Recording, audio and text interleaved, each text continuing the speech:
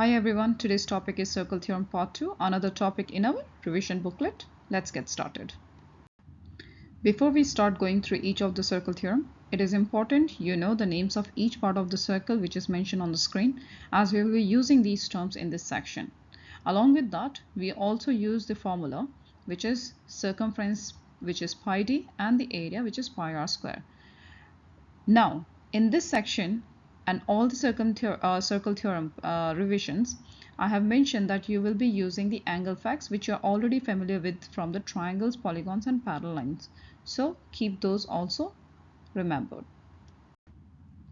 Circle theorem tangent has only one theorem related to tangent, but usually divided into two parts. So first one is a radius and a tangent are perpendicular, and the second one is not strictly a circle theorem, but a very important fact to solve some problems related to the tangent. In this theorem, the angle made by a tangent and the radius is a right angle. How we can see it? This is a straight line that only touches at one place of the circle, and if you draw a line from this point to the center, then the angle you form will always be a 90-degree angle. Here are some more examples for you to see. This is 90 degree, that's 90 degree, and that's also 90 degree. It means tangent and radius, when they become a perpendicular line, they always make 90-degree angle. Let's take some examples here. So example 1 says find the value of angle marked x, give reason for your answer. So in this circle, we have been given the x angle which we are going to find out, which we need to find. This is my angle x. Now what we're going to do here is, first I need to see whether I'm getting an isosceles triangle, okay, because two radius, which means my base angles will be equal. If my base angles will be equal, it means that's also 47 degrees.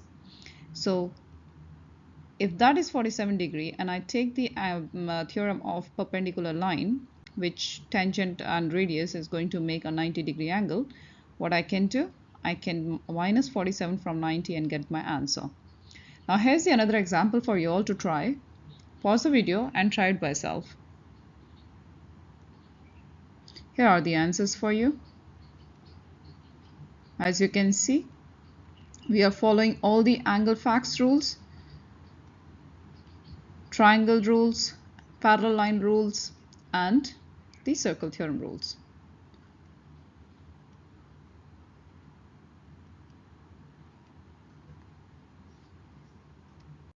So here we reach to the second point, which says that it's not a circle theorem, but normally you get the questions related to two tangents in your exams.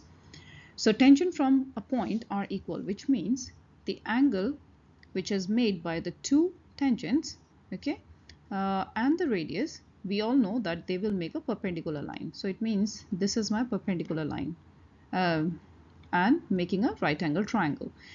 But in this theorem, what we see, that the point from where these two tangents are starting and the point where they're meeting the circle, okay, each side, it means the length from this point to that point and from here to here will always be equals. So let's give them a name, saying that suppose this is my A, okay, from A to R and A to S will be equal to each other.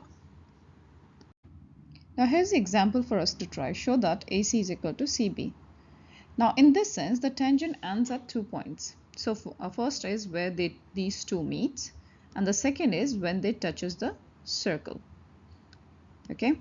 Now notice, because the circle theorem, okay, when we use the quadrilateral theorem of the circle, okay, it is looking like a kite. Now first we know that because of the perpendicular, tangent is perpendicular to radius, it means we have 90-degree angle. If we have a 90-degree angle, I can always use Pythagoras theorem for my 90-degree angle, which is AC is equal to x square minus r square square root, and CB is equal to x square minus r square square root, which means AC is equal to CB. So whatever answer you'll get for the AC and CB after minusing r square from x square and square rooting it, you will get the same answer, which is why the tangent from a point R equals. So this is consider it as a fifth theorem for all of us. Let's take one more example for the same theorem. Find the value of angle marked X. Give reason for your answer. So as we can see, this is the angle X which we are going to look for. Now in this case, you can see the hint is given these two lines. It means these two lines are parallel, tangents are parallel, okay, and there is a radius, okay. So now what we see, that I can get the 90-degree angles. When we get a 90-degree angles, the tangent is because tangent is perpendicular to a radius. Now taking the entire angle, quadrilateral add up to 360 degrees. So what I can do, 133 plus 90 is equal to 313, and 313 minus 360 is going to give me the answer for the angle X, which is 47 degree. Now here's another example for you all to try. Pause the video and try it by yourself.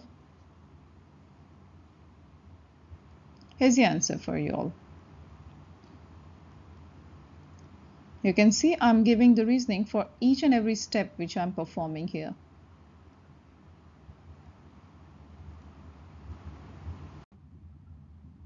So circle theorems which are done today are the one which is two tangents and the radius and a tangent are perpendicular to each other.